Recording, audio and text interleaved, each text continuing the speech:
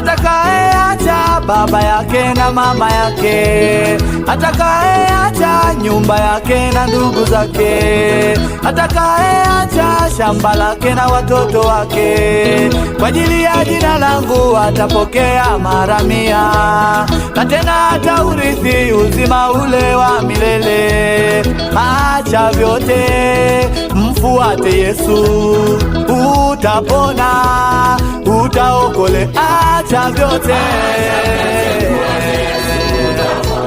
oh, wengine wamepata waganga wao, wewe wengine wamepata elimu zao, wewe na wengine wamepata mali zao, wewe